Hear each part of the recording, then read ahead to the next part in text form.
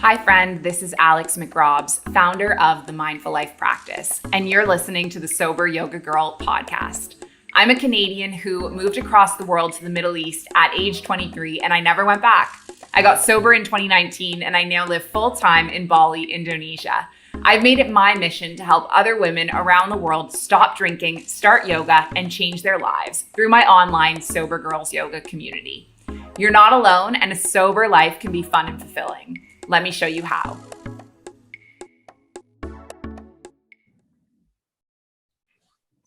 Hello, everyone. Welcome back to another episode of Sober Yoga Girl. I'm really excited because I've done a few solo episodes, but I'm really excited to be sitting down with a couple of guests for the first time in a while. And so today I have Sam and Ellie with me, and they are the co-hosts of the podcast Present and Sober. They are also sober coaches. Sam's community is Sober Rebellion, and Ellie's is Pump Up the Present, which I just learned is a 80s song that I'm too young for. But they're both alcohol free, and I'm really excited to hear about their journey into how they are doing the work that they're doing now. So welcome to the show. Thank you so much. It's a very exciting moment to be here. So we really appreciate you having us on. It's nice to have you here. I was a guest on Ellie and Sam's podcast earlier, actually. And Sam was speaking a little bit about how we got connected, which is that Sam posted this really beautiful poem about yoga that I actually asked, can I share this in the Sober Girls Yoga Facebook group? And I shared it, and it was really well received and a lot of really nice comments on it. And then we sort of got to messaging and thought, hey, why don't we do a little podcast swapping so we can get to know each other and hear each other's stories. So that's how we ended up in this Zoom room together.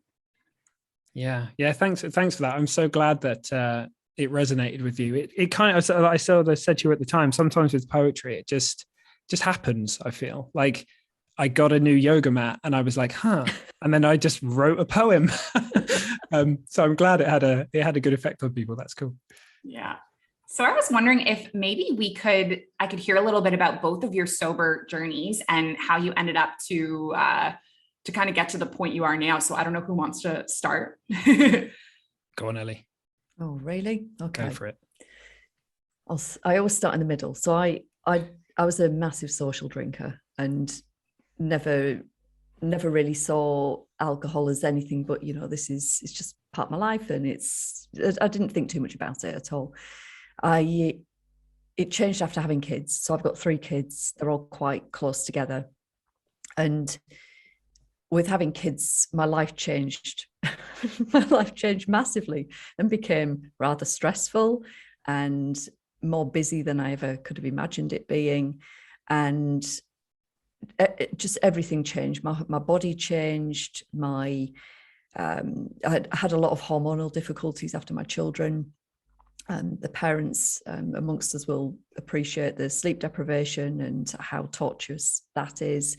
We don't have a lot of social support here, so everything falls to my husband and I. We both work. I run a couple of businesses, so life was just very, very complicated. And so alcohol changed from being something that was kind of embedded in my social structure and activities to this escape at the end of the day, this like release valve at the end of the day.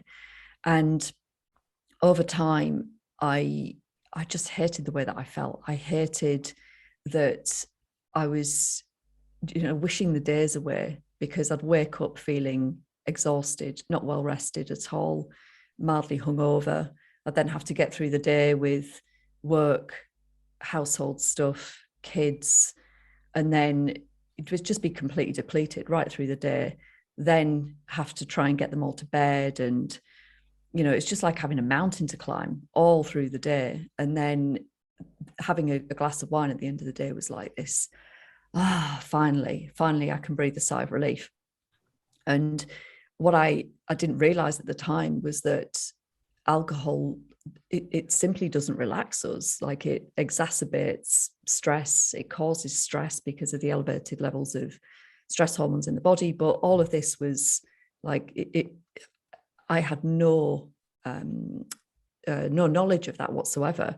I just had a very firmly entrenched belief that alcohol relaxed me. And it was like pressing the brake pedal at the end of the day, easing that racing mind and just having some means of stress release and escape.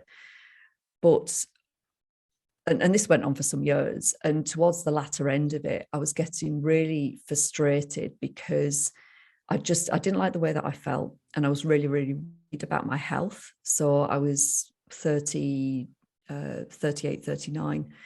And I didn't like the level of hold that it had over me, this reliance that I had on it. So I had a yoga practice and wine, and those were my two means of self-care, which now looking back seems really, really sad, but that was the reality of it. And I tried to moderate for a long time, and this was the making rules for myself. So, I'll just drink on a weekend then.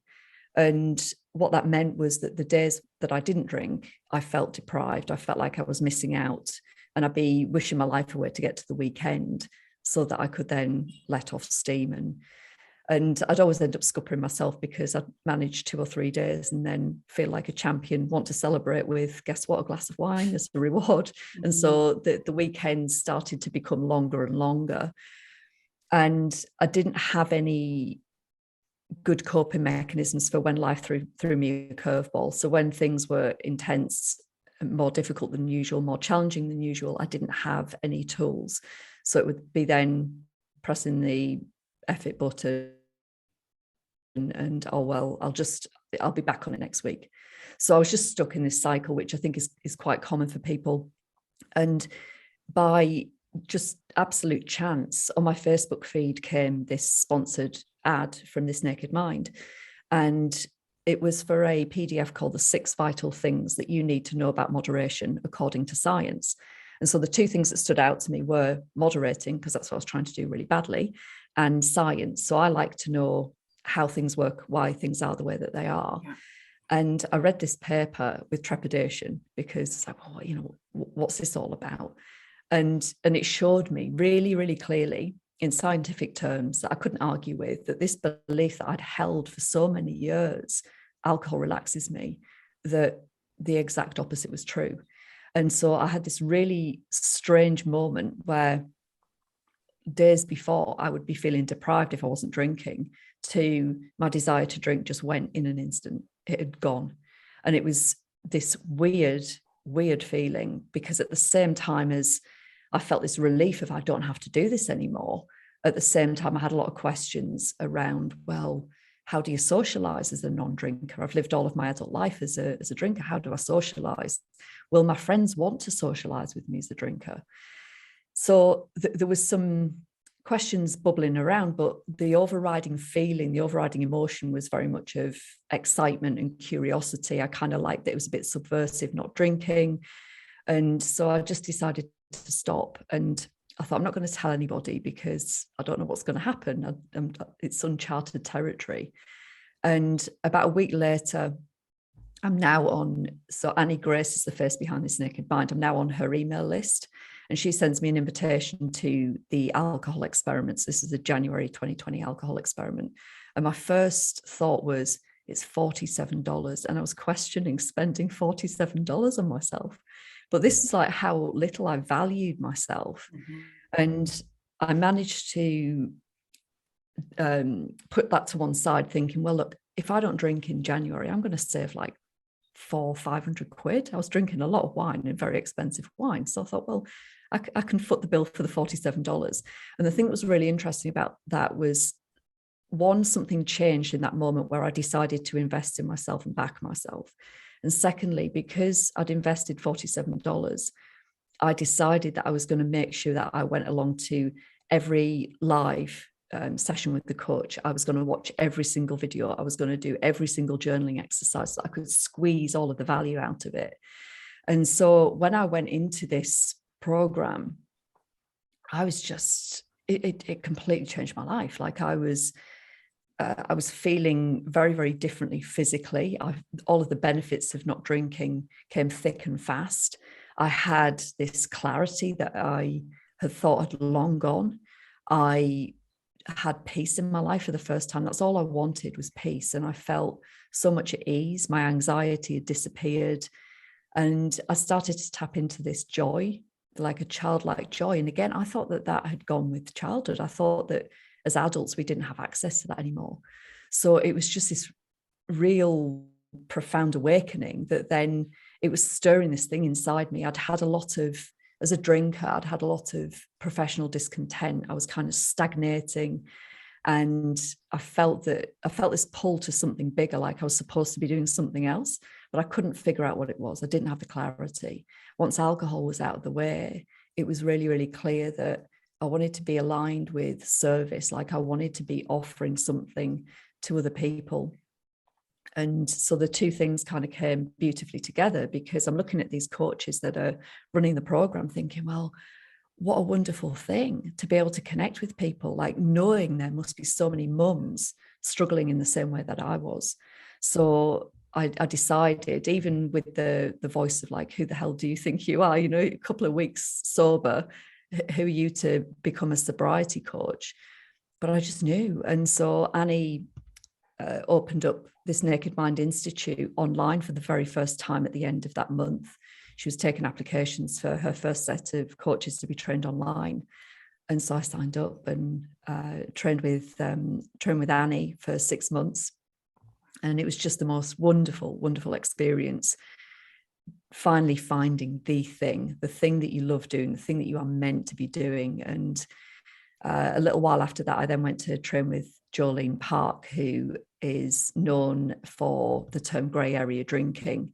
And that is where I met the fabulous Sam, who's my lovely co-host. Hello. Yeah. Thank you so much for sharing that, Ellie. And something that stuck out to me that really resonated with me is you sharing that your two, well, a few things stuck out, but one was sharing that your two coping mechanisms were wine and yoga. And I can so relate to that. And I think there's so many people who generally find yoga after sobriety. Like that seems to be the trend I see, is like people will find yoga in whatever in their, as part of their recovery path. And then, but for me, I was similar to you in that I was practicing yoga and drinking alcohol simultaneously as like these two coping mechanisms. And I also resonated with you sharing about how you thinking like $47 was expensive for this Naked Mind. And it seems so ridiculous in hindsight, because like I face this all the time with people saying that, you know, something's too expensive or whatever. But, you know, when you look at how much alcohol costs and how much we're willing to spend on a night out, it's just outrageous. And it's not even alcohol. It's not even just alcohol, but it's like the taxi, the cover at the bar, the nachos you order at 2 a.m., you know, like it's just mind blowing that people then think that investing in themselves is so expensive. And maybe that comes down to what you said, was like valuing yourself so little that you didn't feel that you were worthy of that investment. Yeah, that's precisely it. And that's the thing that is really, it's really sad looking back at myself as I was then. But this is why curiosity is such a powerful tool. And what had happened in reading that one PDF and having had a belief, like I believed that alcohol relaxed me as much as I believed that the sky is blue. And so to have that flipped on its head, it blew the doors off. It was like this, well, if I've been wrong about that, what else have I been wrong about? I could be wrong about everything. And so that it was like this little chink of light, this little opening. And to cultivate that curiosity, that's where, you know, the opening was for, well, you know, maybe I am worth investing some money. Like, what might happen? And so it can be the smallest little step, but, you know, because it's not really about the cost at all. It's about your readiness and your willingness for change. But this is where, as I said, I think curiosity and compassion for yourself, for, you know, being a human being, those are the two things that, you know, I try to focus on, not just for myself, but all of the people that I work with. Thank you so much for sharing that story. And then, so you met Sam in the gray area drinking coaching training, which I've heard so much about. I'm actually really curious to learn more and maybe do that course someday. But tell me about your journey, Sam. Yeah. So yeah, me and Ellie did meet there. That was really cool. And I'm sure we can talk about that a bit more. But for me, I guess it makes sense to kind of talk in phases because we might be here a long time otherwise. But I guess the first phase would be, grew up in the UK, drinking culture is, it's everywhere. I think I had my first drink, I was 12 or something, really quite young, hanging out, got some guy to buy some cider at the shop or whatever. And it just became it's just what became what we did. I used to be a big skater, really into sport. And then alcohol became like the thing that we did at parties and then we used to go to town and no one checked IDs back then. So, at 15, 16, we were out going out on Friday nights. And it was kind of like I don't think I consciously knew this at the time, but I had some quite like extreme OCD back then. And it was kind of like a respite from my mind. Like it was the one time where I was like, oh gosh, like a deep sigh in my head, like, oh God, the constant natter, it's just gone for a minute. How lovely is this? And, that got wrapped up in, independence and fun and all this kind of stuff and going out and having a good time. But, I never really, my mates, I used to kind of like drink a lot early and then I'd be like, want to eat or go to sleep and go home. Like they'd be like, yeah, let's stay out till 4. I'd be like, I don't want to be here. So I'd be like sat like bored wanting to go home. And I had a weird relationship with alcohol. It was kind of really important to me, but I think I didn't like it that much other than the first like short bit, right? And then I got really flat really quickly. But then I went to uni and then I got into the rave scene. And then suddenly staying out till God knows when in the morning made a lot more sense. And it was funny because 2 parallel journeys opened to me. Like on the one hand, I was going out and losing myself, rave scene, recreational drugs, drinking, partying, like way too much. I could not say no to anybody. So I was really messing myself up. But actually at the same time, those experiences combined with, I basically read The Power of Now by Eckhart Tolle when I was like, I think about 18 when I first got to uni, and my brain just went, whoa, I'm not my thoughts. Who knew that to be true? And so I got kind of like, ironically, kind of addicted to the spiritual search as well. So I was reading everything, the Bhagavad Gita, ancient Tibetan texts, like anything I could get my hands on. I was like, oh, it's here. There's something here. There's something here. And so running in parallel through my entire 20s was this, increasingly extreme kind of drinking and also this wonderful gift of like the spiritual journey. And I went traveling for about 7.5 years. And I went to Australia and, did a lot of the kind of like cliche partying and went and spent some time in Southeast Asia and drank my whole way around it. And then I went to Poland and I was teaching, and it was TEFL, which is a really heavy drinking culture. So I spent a lot of time just drinking, a lot. But it had never really occurred to me that, oh, dude, like this is something you're going to need to sort out. It was just how it was. And then I guess I got a promotion at work, and that kind of changed everything. So I got promoted to be the assistant director of a school, and there were 20 odd teachers in the school. Most of them were kind of new. And the thing with TEFL is teachers aren't ready to teach when they get there. You do a 1-month crash course, you land in a school, and you need like 2 years to sort your head out to learn how to teach. And so, that's kind of what I was doing. And I loved it. I was standing up in front of groups of people and teaching and teacher training and coaching. I didn't know it at the time, because I figured out, it's actually way better if you let people make their own mistakes and don't spoon feed them, right? But I started going home each night and drinking for a really different reason. I was drinking to relieve the stress and to deal with my anxiety that was kind of coming up, and it kind of changed everything for me. I had this strange period where, weird things started happening. I was speed walking home from work so I could open a can of beer. I was walking home on a Monday night with my mate, going to the supermarket, buying a load of, alcohol that was supposed to last the week or whatever, or a few days, going home, drinking it. And then the next day, walking home with my same pal and having to like pretend, oh shit, I left my pencils at work or whatever. I'm going to go back and get them. Because in my brain, I was like, if I go to the shop, he's going to know I've drunk all that booze. And I was in this, like, I was just consumed by it, and I was trying to moderate, and I was having on off, and I'd kind of read some of the books and blogs. I read Holly Whitaker's blog, Hip Sobriety. It was the first thing. It was like a punch in the face one night. It was like, whoa, like I could have written this. And it really felt like a direct line to my soul that was aching. And it was like, sort yourself out.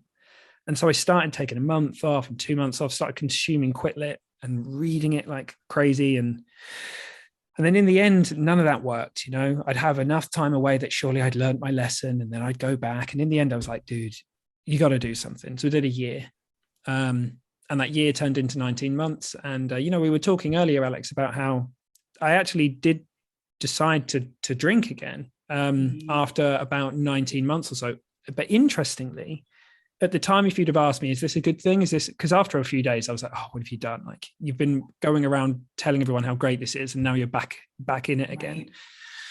But actually, I'm so grateful for that. Like, I'm so great. It wasn't my worst drinking on paper, but it was the pain of the cognitive dissonance was really there with me. But I learned, like, dude, you haven't been totally honest with yourself. There's a community element. If I'm honest, one of the reasons I started drinking is because I was in a there was a romantic relationship I was kind of really hoping was going to work, and it wasn't working out.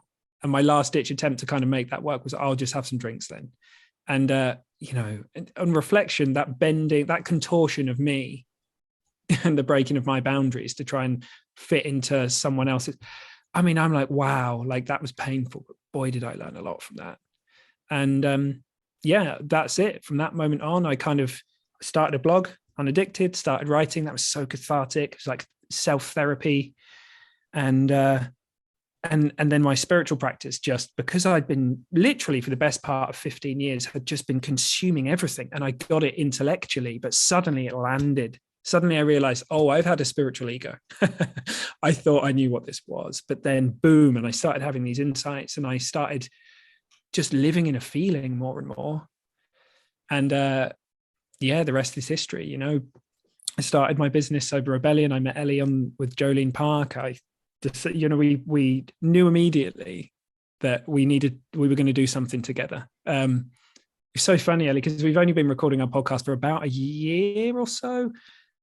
And like, I think Jolene's course was a way back before that. But the last 2 years of my life, I feel like they're like 10 or something. So many things has happened. It's blowing my mind that it's only been that long.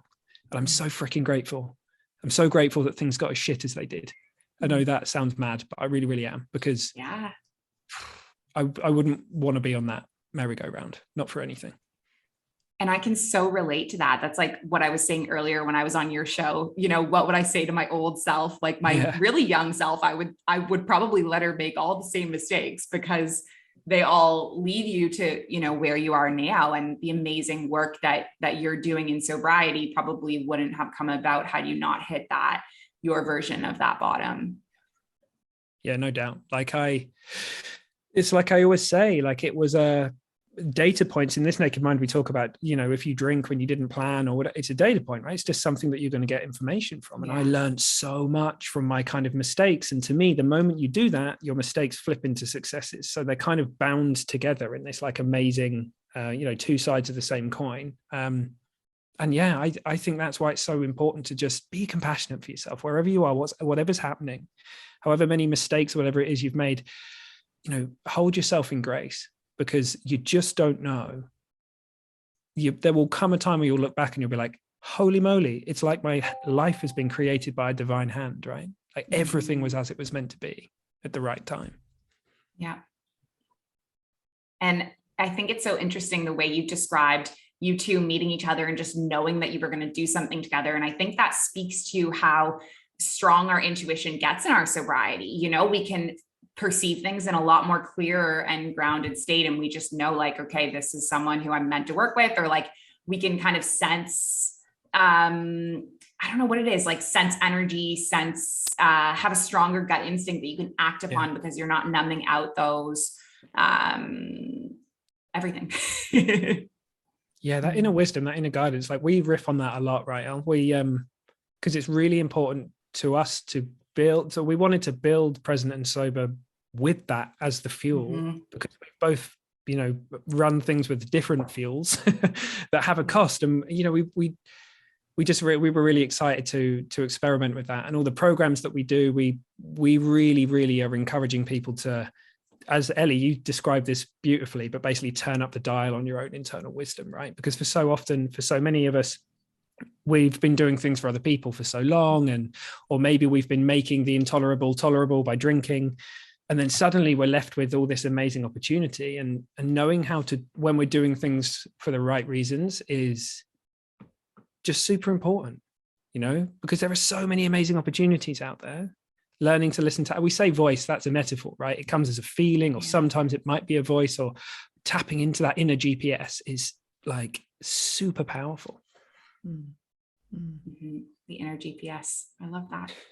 So tell me about the work that the two of you do now, like both apart and together. You both have your two separate sober coaching businesses. Like, what's that all about? Well, the two businesses jointly came together as Present and Sober. So we started the podcast off about just over a year ago. Yeah. It was born into this world, and it's just been so much fun. I don't think, we were talking about this yesterday, that I'm not sure we had like a specific goal in mind with it. We just felt the calling, and then to realize like how well it's been received, and to hear directly from people, our listeners, that are finding what they need in it. It's the most wonderful thing. So initially, a lot of our energy was going into our individual businesses, and we both do coach people one-to-one and run groups, but it's become increasingly clear that we can have a greater impact and reach more people by combining forces and working together. So the podcast is the home of, and it's accessible to everybody. It's on all the main channels. And then behind that, we're starting to build other things where people can come into our world. So the first thing is that we have a Facebook community.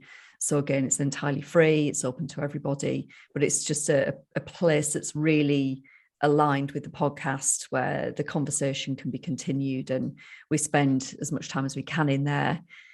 We'll go and do lives, and we're building up a bank of content, for people to be able to, a bit like the podcast, there's so many great episodes that we've had around triggers and cravings and subjects related to alcohol, and subjects that have nothing to do with alcohol at all.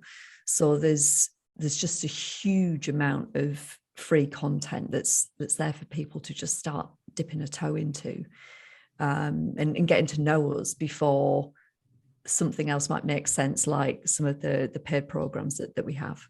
Yeah. And we to us, the whole present and sober thing, it really is, it's not just a play on words. It's absolutely, we're really the power of the present moment, and yoga. And we were talking earlier about the true meaning of yoga, unity, like being with our true self. And we love that so much. And for both of us, it's just been so wonderful, because we love working. So our program at the moment, Stay Stop Solution, we're working with it's kind of like our founding beta program for this. It's been so good, and people have had such amazing shifts there. And it's for people who effectively know how to stop for a bit, but they keep going back, or perhaps they might be a few years in, but they don't feel free, because ultimately, as we all know here, I'm sure the behavior is like, it's a bit of a red herring. At the end of the day, if we waved a magic wand for anyone who didn't want to drink and just stopped them drinking, but their internal world didn't change, it's like walking out of one prison and into another one. So the question is, well, what's upstream of that behavior? Like, what are all the reasons why it makes sense for us to drink? And, so we look at,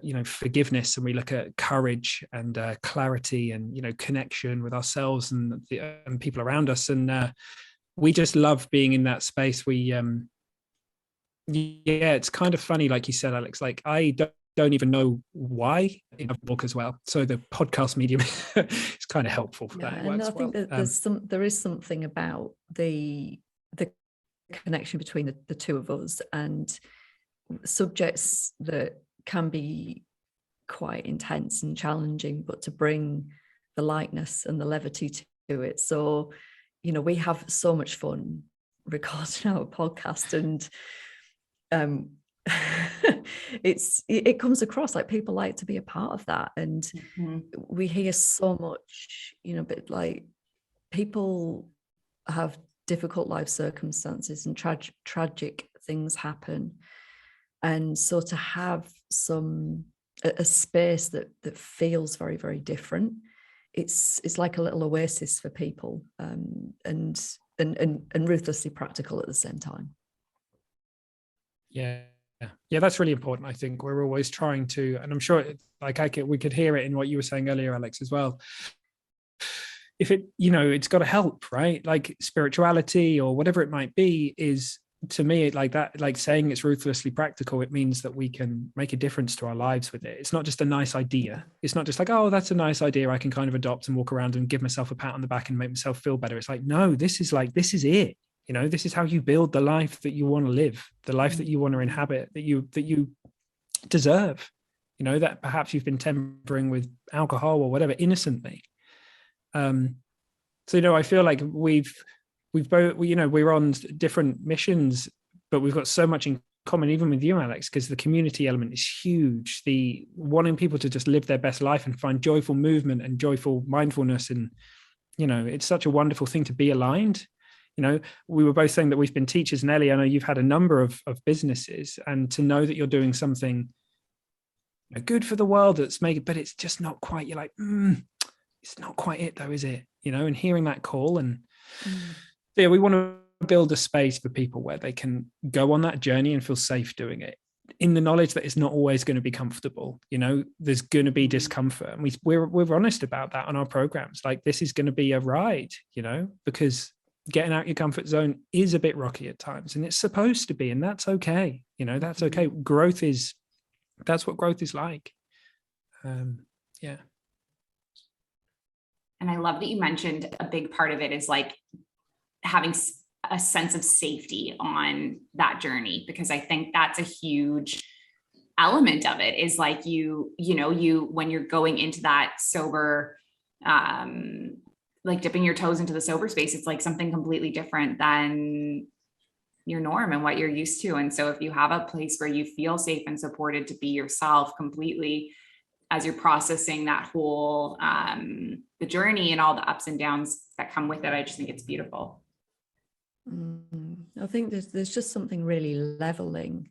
I've been in my lifetime, I've been involved in all sorts of different corporate businesses and groups and communities, and I've never come across people that convene in the way that they're doing sober groups within the sober movement. It's there's just a real openness to be like, not just for yourself, people are willing to be open and vulnerable and to share themselves as they are, but also this willingness to allow other people to be themselves and to learn from one another and to cheer each other on and support each other.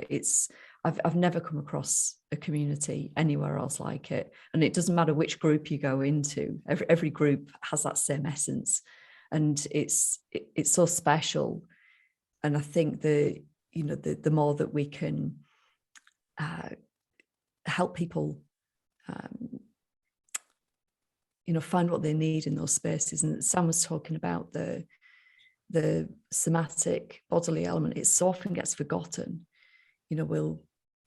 People focus on the behavioral change and not necessarily thinking about the emotional side of things. So what we're trying to do with everything that we touch, whether it's the podcast or the groups that we run, is combining the two elements, the cognitive element and working on your beliefs and your thinking patterns, but then also the somatic bodily element, and really bringing in practices that, there are certain things that, like cold water therapy is a great example. When I'd never even considered it, and it came up shortly after we started the grey area drinking training with Jolene. It came up there, and I came across Wim Hof and thinking, who's this crazy Dutch guy? He's amazing, like really drawn to him.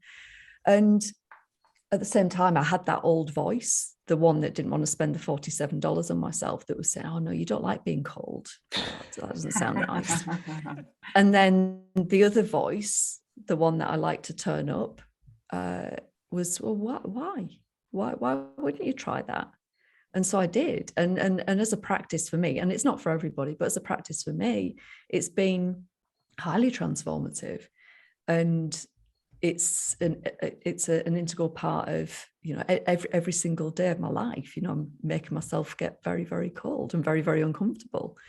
So just opening up people's worlds to different things that you can try to see how it makes you feel, because we're so often so disconnected from that. And this is why I think yoga is such an important part.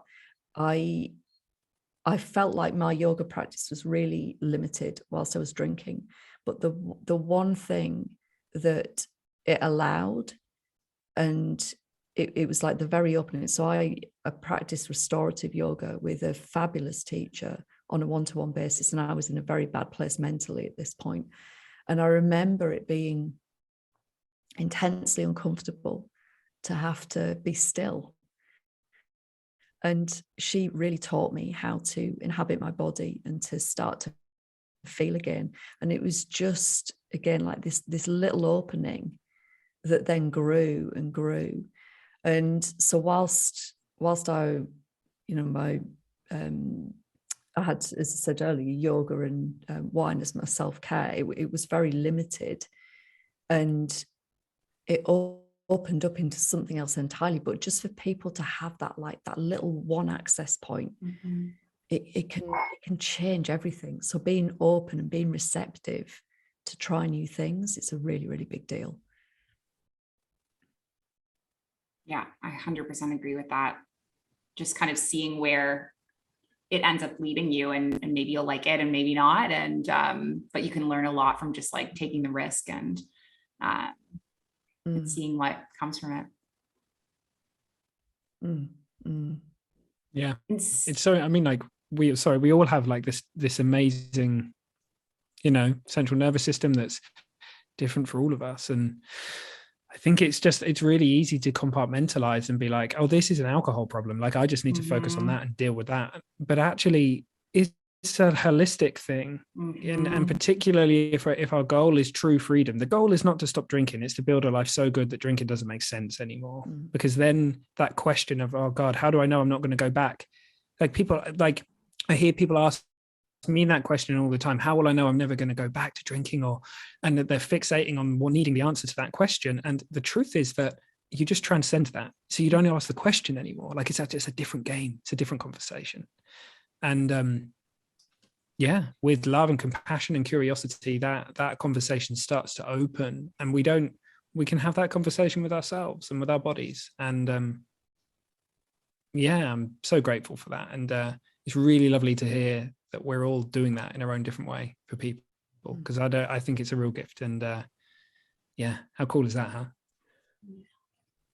And so I'm wondering if you had any wisdom or advice for someone starting out their sober journey, what would you suggest? What would you say?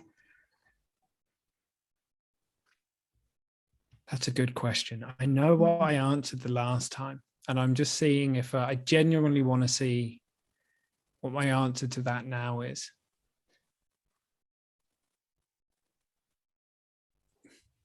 It would just be to lean in despite the discomfort. Know that feelings are not giving you, your feelings around what you think it's going to be like, or they're not giving you information about the future. They're giving you information about your current belief system and what's moving through your perceptual reality now. You're not getting real information about what it's going to be like. So if you take that leap, if you take that leap of faith, and it doesn't have to be a forever thing, just be like, I'm going to do the month, I'm going to do the weekend, I'm going to do whatever, then this incredible thing can start happening where your subconscious mind catches up with your conscious mind. And then you're like, hey, like, I don't even have to like have this, is it real, is it not real thing? Like, I feel great. I'm just going to feel great for another month and another month. So step out the pressure cooker That's all made. It doesn't have to be like that. It's not always going to be comfortable. There's going to be times you might have a few days where you're like, and that's okay. That's okay. So trust that thing that's pushing you. It may not be the loudest voice in your head. It may just be this quiet, comforting knowing that this is right for you. So lean into that. Yeah, I agree. It is that turn. This is how I always describe it, because it's how it makes sense to me. I needed to go through this process of turning down the volume and all of the ambient noise and the volume of the voices of everybody else. And this is all of the belief systems and the story. And then being able to turn up the volume of my own inner voice, my own inner wisdom. And it's not that you exclude everything else, but you find the right balance. And then you can be, it's not always going to feel comfortable, but it's always going to feel right where you're led. And the thing that I think that goes along with this is to know that you can always choose again. So when we inevitably fall to old patterns because we're human beings, that we can have grace and compassion for ourselves, and we can hold space for ourselves and allow ourselves that opportunity to course correct without creating more meaning and without judging ourselves and creating a whole lot of emotional baggage that we don't need. So trusting yourself ahead of anything and everything else, and then having the patience to course correct when you need to. Thank you so much for sharing. Great advice. And I love how Sam paused to be like, I wonder what my advice would be today, because I feel the exact same way about this, is that at every moment that I'm asked this question, what would your advice be? It's always evolving and changing. And so I think it speaks to how many different answers and tools and resources and different ways of sobriety that there are out there for everyone, and just kind of finding the things that resonate and work with you. Yeah, it's not about necessarily going through the internal filing cabinet all the time. Sometimes it really is about tuning into, well, what's real for me today around that. And that's the beauty of it. It's different every single day, It's so true. Yeah. So where can our listeners find you? On social media, on the internet? Where are you? Yeah, so I think the best thing, really, the podcast is just the best place to find us. So it's Present and Sober. We're on all the normal channels and Apple and Android, and find us everywhere. We do have a Facebook group by the same name, and Instagram, and basically it's always the same name. Wherever you go looking for us, you'll find us on that. But yeah, come hang out on the podcast, and if you'd like to know a bit more, you're going to find out a lot more about what we do and why we do it. And all the info and everything will be over there. Is there anything else to add, Ellie? I think that's it. Come and have a listen, and you'll know pretty quickly whether it's your bag or not. Yeah, pretty sure that we're